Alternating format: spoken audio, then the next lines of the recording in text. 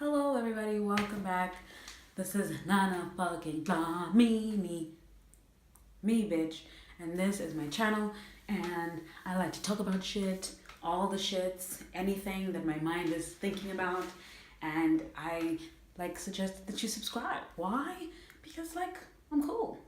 Am I? Do the right thing. Subscribe to this bitch, subscribe to this face, subscribe to this personality of awesomeness.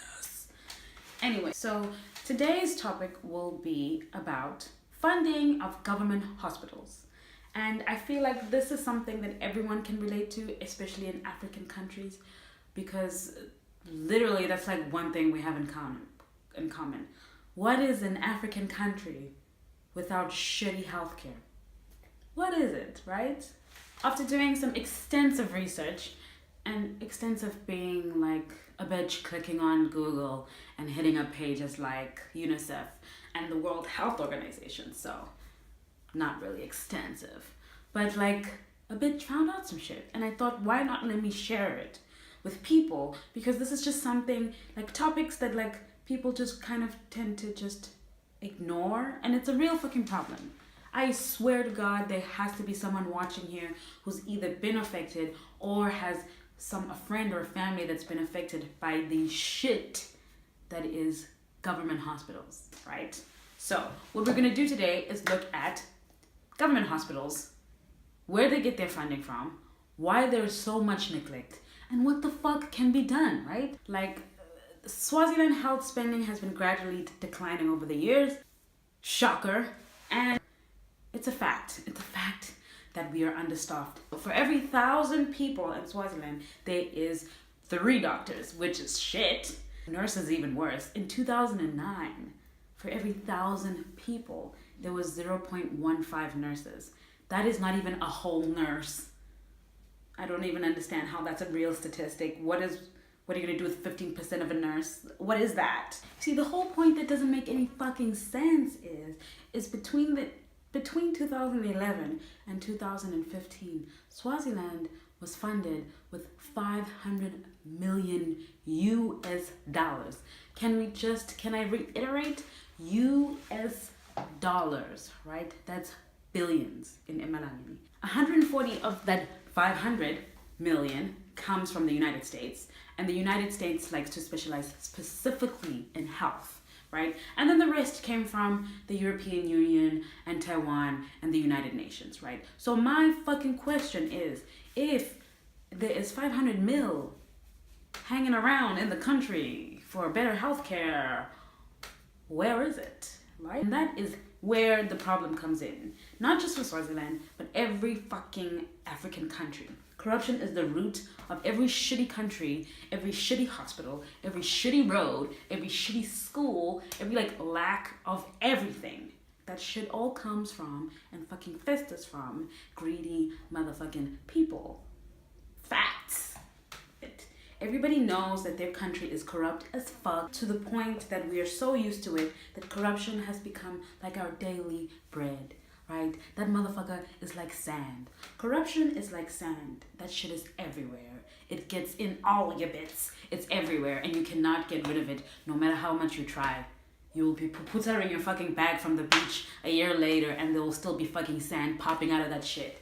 And that is corruption, right? Period. The problem is, if people are going to steal, if corruption happens, there's a trickle-down effect of this bullshit. So man steals hundreds of millions, right? Now there's not enough money to give to hospitals. So there's not enough money to fund doctors. There's not enough money to put people to school to become doctors. So 0 doctors, leaving us with that stupid fucking statistic of for every 1,000 people is 3 doctors, right? There's not enough money to get people to study to be nurses, meaning there's not enough nurses in a fucking hospital. And that is where neglect breeds, right? I personally went to government hospitals in Swaziland, and I am appalled, and I don't give a fuck at me if nurses get mad. I am appalled by some of the conditions there, because once you hear that number, you hear $500 million, you expect to see even a fraction of that put somewhere where at least motherfuckers can see. Long lines means that there's no time for breaks for nurses. Too many people means there's not enough nurses for every 1,000 people, meaning that they become really shitty at their job. You're tired. You've been working a long time. You haven't had a break. I get it. But has anybody ever fucking noticed how dicky nurses can be? And I don't care. I don't care, nurses. Come at me. Come at me, bro. I don't care. You motherfuckers is sticky. It's like a running joke. There's no country I've been to where you hear, go see the government nurse was like a nice old lady. Like, these motherfuckers is evil, right? And it gets so bad that you even get frustrated with the nurse. But you know that if you even try to react in like a way of defense, in a way of asking, like, bitch, why aren't you helping me? It's only gonna make the situation worse. Like, have you ever spoken to a nurse and literally see her give you all the attitude, give you all the eye rolls, like, bitch, I'm just trying to live. Can you let a bitch live? Like, it blows my mind every time that I have to bring myself completely down, be humble, be sweet, be kind to these people, and you will still get a bitch with an attitude. Like, Mara, why? Why do you get into the service of helping people, but then you're a dick when you help people? Like, bitch, you could have done something else. Like, there's so many other jobs. You could have been a teacher. Like, teachers can be dicks. It's okay. Why did you choose a job where a life is on the line and you are on the other line and you gotta fucking do something, but you just hang up? Hang up the call. Bitch is dying. What? Okay. Hang up the call. Like, you've been working too much. You don't have enough time off, right? There's too many patients, too little time. And it gets to the point where you become desensitized. And that is the problem. Because there's too much work to do, not enough equipment, not enough staff members, too many people, these nurses and doctors become desensitized to what is happening around them. They will see a person dying here and be like, oh. They'll see a bleeding person and they'll be like, you know what? This person's bleeding. Let me walk a little bit slower just to scare them a little bit. Like, you stop caring about what you're doing. You stop caring that you could have tried harder to save a person. If you're gonna get into the service industry, especially the service of saving other people's lives, helping people, you can't be a dick about it. You can't then not try. Maybe television has fucked us over into looking at when you go to the hospital and your fucking brain is open and you're rushing in, there's supposed to be some sense of urgency. This person is going to die, right? But that does not reflect to African countries. Like, a person can come with his head wide open and the nurse will be like, okay, yeah, yes, please sit over there in the waiting room and fill out some forms. Like, bitch, do you not see what is happening here? Do you not see I'm bleeding out?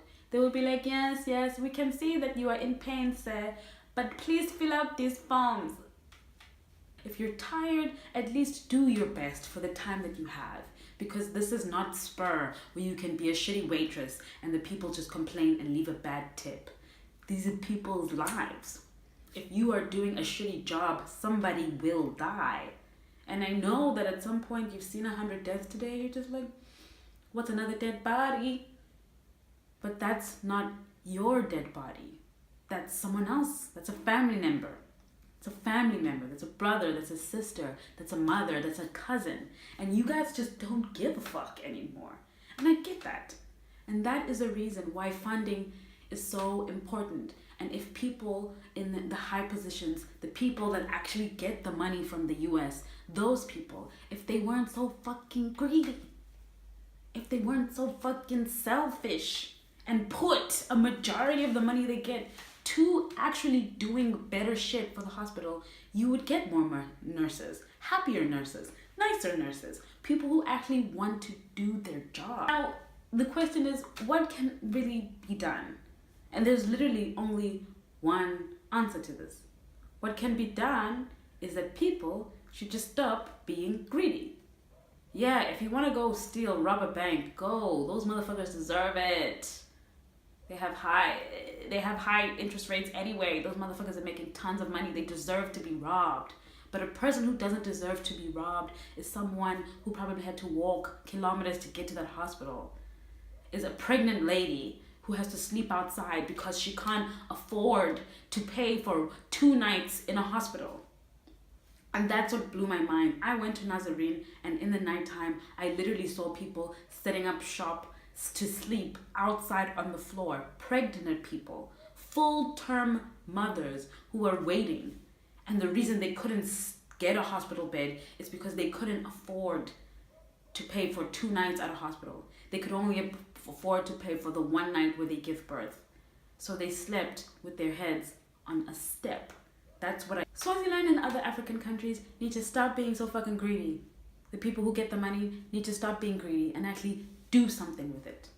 They need to buy better machines. Get more dialysis machines. Swaziland, what the fuck? There's only, 2 or 3 in the whole country to serve anybody that has kidney failure?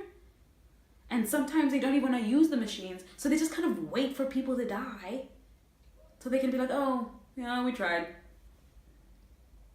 What the fuck? Doctors, nurses, be nicer, be better people. Government, stop stealing money. Use it to put people to school, to be better nurses, to be better doctors. Get more nurses, get more equipment. This is not rocket science, bro. I never understand when small countries like Swaziland have shitty healthcare. Why? Because literally these countries are made up of a tiny percentage. 1 million people? You're telling me 500 million US dollars can't get 4 hospitals to be really good?